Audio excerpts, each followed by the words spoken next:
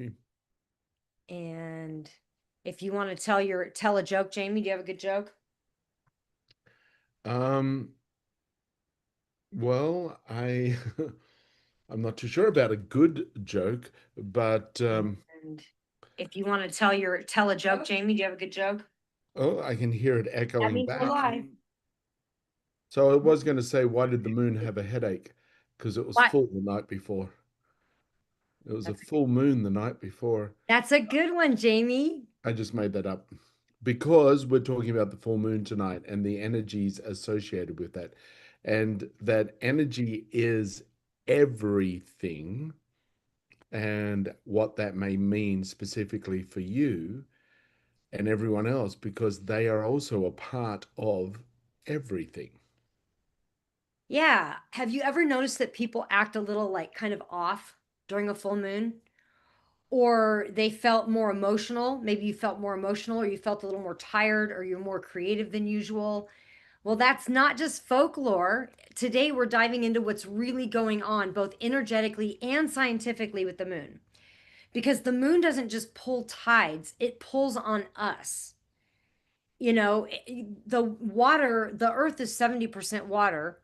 How much? No, that I'm not saying that statistic right, am I, Jamie? Yeah, the Earth is about, I think it's 73%. I mean, of ocean, big rivers, lakes, and oceans, everything. But it's basically two-thirds. The Earth's two-thirds, and so is the human body, roughly two-thirds. Yeah. And so if it affects the water on the planet, it's probably going to affect us. And ancient cultures, they tracked time, they tracked growth, and they did ceremonies by the moon, like for civilizations. You were talking today about how the hunters used to get together. Yep. You want to talk on that a minute? Sure. I was actually using Google to find out what percentage of the Earth is Oh. water. I'm like, oh, I'm going to look real intelligent as long as Amy doesn't ask me to talk for a second. Um, So basically, we are a product. The human body is a product of previous ancestors' thoughts, feelings, and emotions, and habits and behavior. This is why most children, regardless of race or sex around the world, are afraid of the dark because those ancestors that were afraid of the dark survived when things in the dark were out to get them, and they were the ones then that got to pass down the genetic, and with that a genetic um, being passed down from generation to generation also came with it that fear of the dark. So certain behaviors of our ancestors are actually in our DNA. And one of the behaviors of the ancestors was being mesmerized by the full moon, because the full moon meant that the middle of the night you can walk around, you can hunt, you can. Some of those nocturnal animals they were hunted on the full moon. So the full moon was a time of ritual, a time of awareness, and also in very hot climates, the full moon for the nomads was when they would pack up and move to a new location. Instead of walking through the heat of the day, they would pack up during the day, and as soon as it started to get dusk, they would walk to their next location. So if you're part of those ancestors, that DNA is in you, you may feel a yearning or a pull or something different um, for you to do. It's in your DNA. And there's also many, many other elements as well connected to um, what's going on. And we can touch on that as well. So that's just one little area that it's tied into your DNA that when there's a full moon, something special is about to happen. Yeah, and even farmers, they would trim their crops during the full moon in order to get more growth. That's why ancient cultures track time, growth, and ceremony by the moon, because they knew if they trimmed their crops, they got better crops on the full moon. And if you think about the way that it goes, you've got the full moon and then it gets smaller and then it gets bigger, right? So you got full moon, new moon, full moon. So when the full moon is decreasing, so you're going from the full moon to the new moon, that's a good time to get rid of things that we don't want to keep because that's going by the natural tide and flow of the planet. Where the new moon, it's going from small to big. And at that time, that's when you want to focus on the things that you want to grow.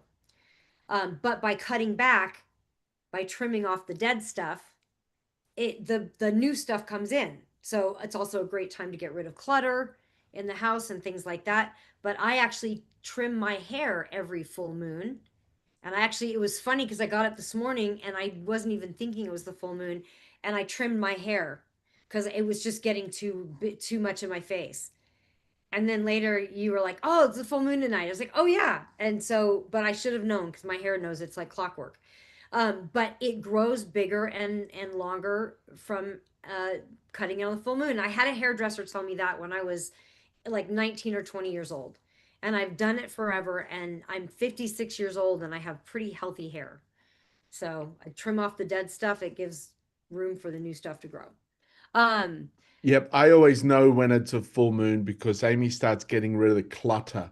And my favorite chair is on the side of the road, and she goes and sits me out there in that chair and says, just sit aw, here and wait. aw. So modern science also confirms that the moon impacts our biology, it impacts our sleep, and it impacts our behavior.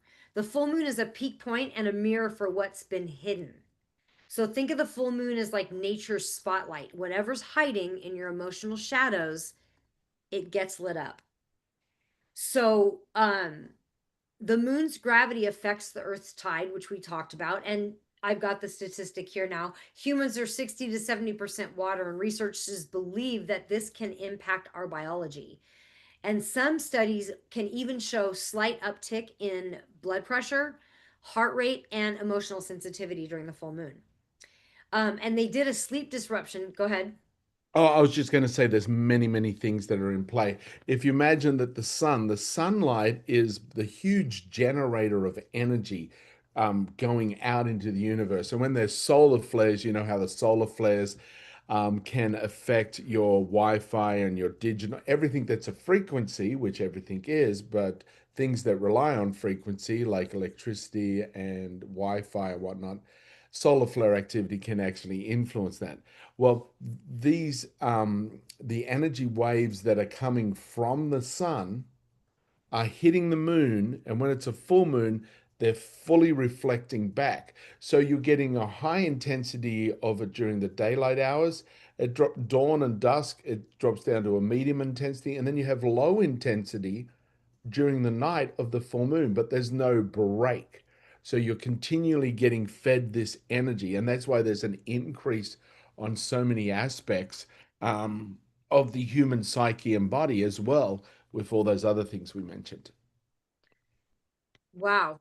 So in 2023 at Basel University, they did this study and they found that people sleep 20 to 30 minutes less during the full moon. And that's because the melatonin production might dip.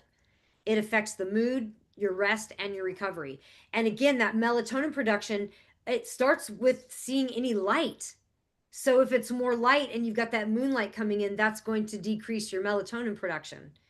So one thing you could do is you could actually sleep with a mask on the full moon to get you can still get the energy of the full moon but not be affected by the light.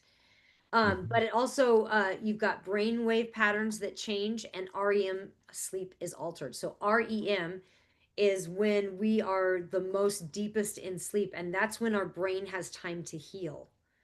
And so if that gets altered, that's a really we need that downtime. So if you talk to anybody that works in the hospitals, police stations, jails, anywhere where you've got like a big bulk of mass population, they'll tell you, "Oh, it's a full moon tonight. Oh my God."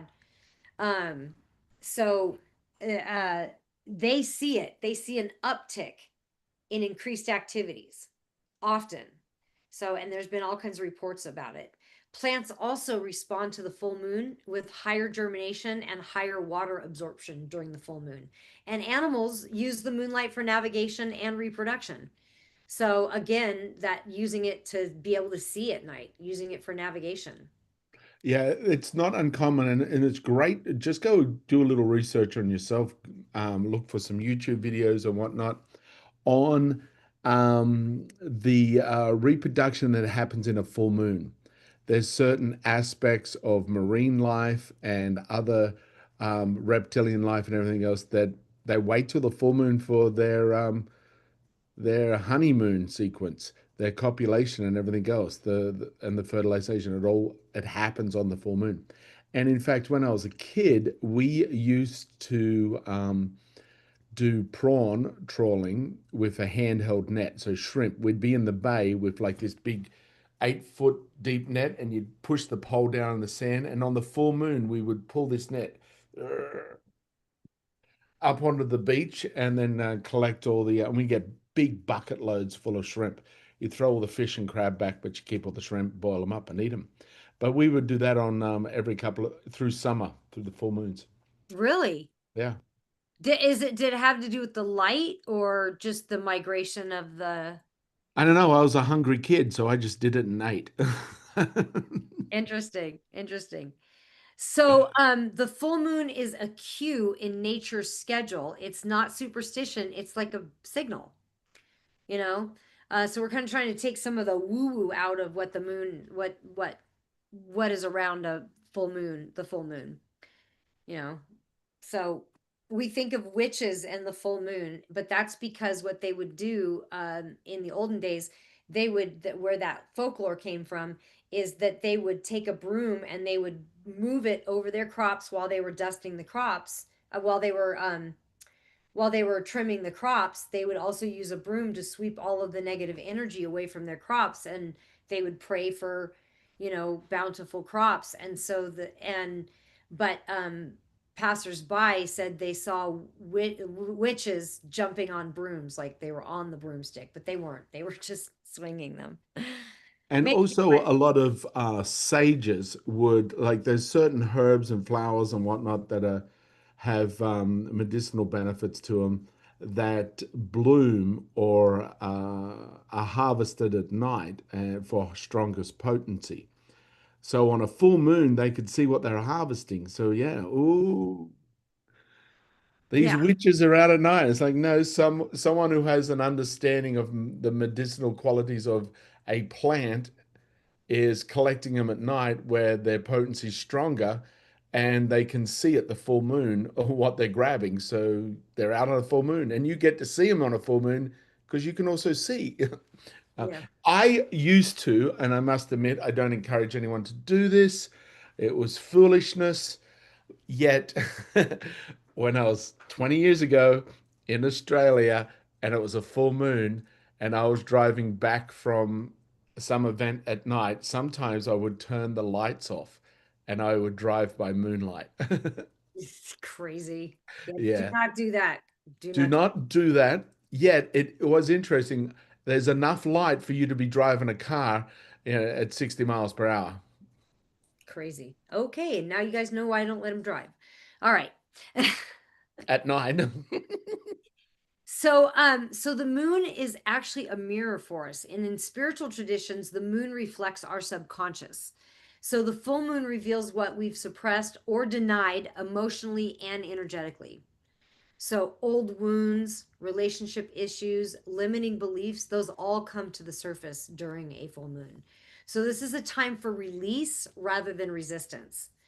Um, so the full moon themes are illumination, completion, culmination of intention set at the for the new moon, and then heightened intuition. So there's a few different things you can do. You can place a jar of water out in the moon, and then you can use that for baths or watering your plants. They really love moon water, things like that. And then the other thing you can do is you can journal, and the prompts for your journal could be, what truth is being revealed to me? Just ask, what am I ready to let go of? And what version of myself is trying to emerge? And then you can do a body connection by taking a really nice salt bath. And that moves the energy to help soothe that nervous system. So, you know, so yeah. So the full moon's not here to throw us off, it's here to show us where we're ready to evolve. Whether you honor it with science or ritual or silent reflection, just remember that the light that shines up there is the same light that's trying to awaken in you. And I think you had a little quick process for us tonight, huh, Jamie? Yeah, there's many, many, many different things you can do to benefit from the extra energy or frequency that's happening when there's a full moon. All those things that Amy was talking about are highly beneficial. And most of them are looking to focus your intention. It's the intention that is a primary aspect in this process. So, what we're going to do is we're just going to do a quiet little breathing and visualization process with eyes closed and imagination, where we're going to just remove kind of like armor off our body, this armor that's built up over the last few weeks or last few years where we feel we've needed to protect. And this armor actually is heavy and stops us from moving forward with ease. It feels like it protects us, but it also slows us down. So we're going to take all this armor off. We're going to put it in a sack, tie the sack, and then pull back a giant slingshot and shoot that bag of past to the sun. And it's going to go into the sun and become burnt up and become potential energy again for potentials. And then we'll have one little thought, and this is what I want you to think about now. What's something you want to create in the upcoming weeks? More money, more love, and think of it as a little seed. This is a little money seed. This is a little love seed. You're going to place it in the palm of your hands. You're going to push the palm of your hands together, and you're just going to say a little prayer and send it off with all that potential energy that's around. So it's a quick little 5 minute visualization. You basically know the whole process. So just find yourself comfortable right now. Make sure your body's uncrossed. If your arms are uncrossed, uncross them. If your legs are crossed, uncross them. Put your feet flat on the ground and just find yourself nice and comfortable. Just sitting or laying. The choice is yours. I prefer to do sitting. And just relax your hands down on your thighs and slowly start to inhale in through your nose, filling the body up, and exhaling out through the mouth. Inhale again in through the nose on the count of 3, 2, 1. Hold. Exhale. 3, 2, 1. Pause. Inhale, nice deep inhale. Pause. Exhale. So continue to breathe like that. Nice, deep, slow inhales in through the nose. Pause for a moment and then just release with the exhale and pause at the bottom. As you inhale, think to yourself, I receive from the universe. And as you exhale, just imagine saying in your mind, I release all limitations, and just see all worries and fears drop away. So, if the inhale, you're inhaling unlimited abundance from the universe and filling up with a golden light. And as you're exhaling, you're blowing out all limitations and restrictions. So you'll find yourself now just starting to find a normal, natural rhythm with your inhale and exhale as you listen to my voice. Picture yourself standing there right now, brave, where you are, covered in armor. This armor you have placed on yourself to protect yourself. There you are standing in this armor. This armor can be made of whatever you desire, and it has served its purpose. It was placed on you by yourself at some point to protect you. And now we're just going to slowly remove this armor, and in front of you on the ground is a sack that all this armor will fit into. This armor, take the armor off your left arm, forearm, off your left upper arm, unattach it, just slide it off and drop it in the bag. Reach over with your left hand to your right arm.